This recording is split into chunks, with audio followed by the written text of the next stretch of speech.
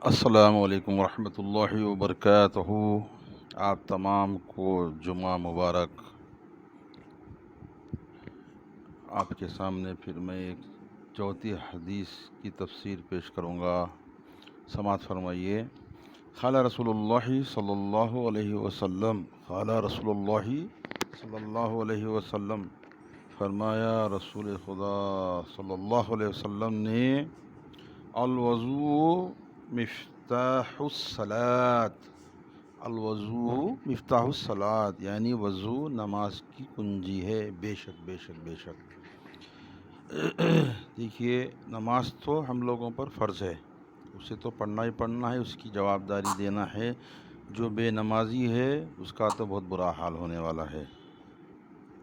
تو انشاءاللہ تعالی ہم نماز کی پابندی کریں، نماز کا پورا اہتمام کریں، اور نمازوں میں ہمیشہ باجماعت موجود رہیں، کیونکہ جماعت کے ساتھ نماز پڑھنے سے بہت سے فائدے ہیں۔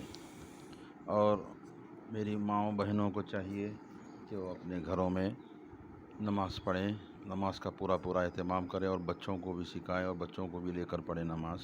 بے شک، مگر جیسا کہ اس سے پہلی کی حدیث میں کہا کہ پاکی آدھا ایمان ہے، اور وضو نماز کی کنجی ہے، یعنی کہ یعنی تالا کتنا بھی بڑا رہو، بغیر چابی کے نہیں کھلتا، چاہے کتنا چوڑا رہو یا کتنا لمبا بڑا رہو۔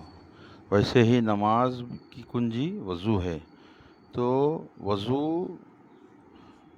برابر نماز سے پہلے وضو کا اہتمام کریے۔ اور آپ لوگوں سے یہ گزارش ہے کہ جو ہے سو وضو برابر تھوڑا ٹائم لے کر، پرواہ نہیں، وضو جو ہے سو پورے طریقے کے ساتھ کریے، کیونکہ جو میں نے اپنے بڑوں سے سنا اور جو میں مولاناؤں سے سنا، میں آپ کو کہہ رہا ہوں کہ جس کا وضو برابر نہیں ہوتا اس کی نماز برابر نہیں ہوتی۔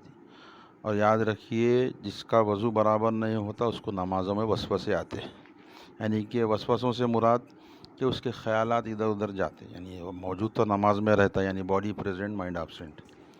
تو نماز پورے اعتقاد کے ساتھ پڑھیے۔ نماز میں ایسا کہ جیسے کہ پوری دنیا آپ کے پیچھے چھوڑ گئی۔ جب ہم رکعت باندھتے ہیں، جب کانوں تک ہم ہمارے دونوں ہاتھ لے جاتے ہیں، تو اس کا مطلب یہ ہے کہ جس طریقے سے ہم لے جاتے ہیں اللہ اکبر کہہ کر، دیکھیے کہ یہ 4 انگلی پیچھے کی طرف کر رہے ہیں۔ اس کا مطلب کیا ہے کہ ہم اللہ کی بارگاہ میں تنہا ٹھہرے ہوئے ہیں، اور ساری دنیا، ساری عیش و آرام، ہر وہ چیز، سارے رشتے ہم پیچھے چھوڑائیں۔ اس کا مطلب یہ ہے۔ تو نماز میں ایسا ٹھہریے کہ بہرحال پیچھے آپ کے بم پھوٹ جائے، مگر آپ کی نماز نہیں ٹوٹنی چاہیے، بشرطے کہ آپ کو آپ کی جان کا ڈر نہ ہو، کوئی زہریلی چیز آ جائے یا کوئی چیز آ جائے۔ پیرکب نماز کا اہتمام کریے، اور وضو برابر کریے، وضو کے جو فرائض ہے پورے انجام دیجیے، اور جہاں تک ہو سکے باوضو رہیے ہمیشہ۔ باوضو رہنے سے بہت سے فائدے ہیں، اس سے پہلے بھی میں ذکر کرا۔ اور دوسری چھوٹی سی بات میں آپ لوگوں کے سامنے یہ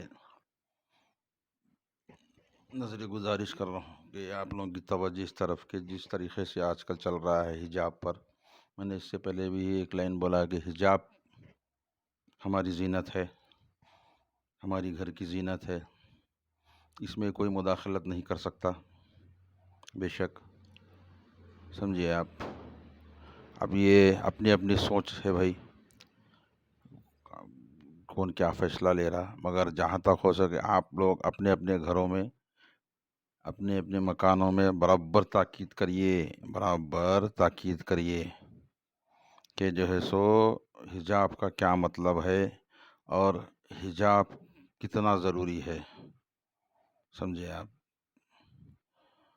دوسری چیز یہ ہے کہ ایک چھوٹا سا واقعہ سنا کر میں اپنی تقریر کو تکمیل کرتا ہوں کہ جو ہے سو ایک ٹائم کا واقعہ ہے کہ جو ہے سو ایک بیچاری خاتون، جن کے شوہر کافی بیمار تھے، وہ باہر نہیں جا سکتے تھے، وہ بستر پر تھے، تو وہ جو ہے سو مجبوراً کھانے پینے کی اشیاء کے لیے اپنے گھر سے باہر نکلنا پڑا ان کو مجبوراً۔ मगर इतने हिजाब में और इतने जो है सो गोशे पर्दे में वो बाहर गई कि जो है सो कोई उनको देख नहीं सकता था। इस तरीके से पहले जो बुरखे आते थे देखिए आप, डबल रहता था। अब तो आजकल सब अल्लाह तवक्कल। मगर उसको जब वो गई बाज़ार में, जब जो है सो चीज़ ख़रीद ली देखने के लिए, जब खाली एक ऊपर का जो है सो कपड़ा हटाए, वो दे दिए, पैसे वैसे ले लिए, घर वापस लौटने लगे, तो एक शख्स उनके पीछे पीछे आने लगा। तो अब वो शख्स पीछे पीछे घर तक आ गया। वो परेशान हो गई, वो घर के अंदर चले गई, दरवाज़ा बंद कर लिया, अंदर से ही पूछा कि आप क्या चाहते हैं, आप बाज़ार से मेरा पीछा कर रहे हैं।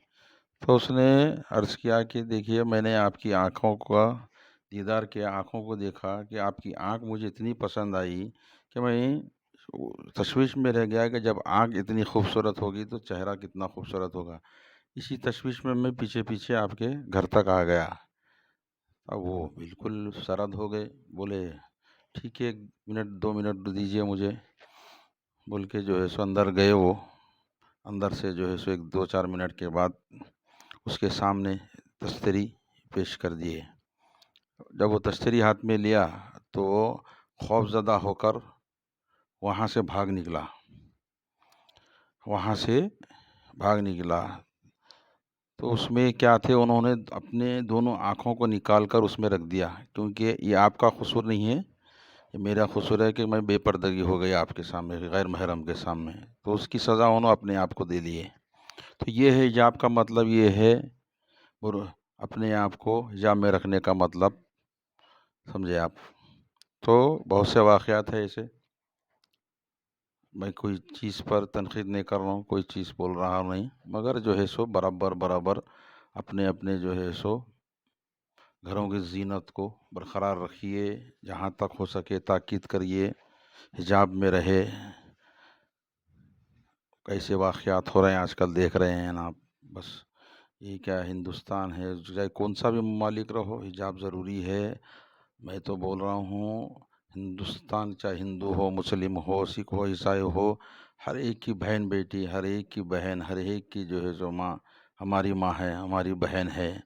उन सब की हिफाजत का हमारे कंधों पर है फ़र्ज़।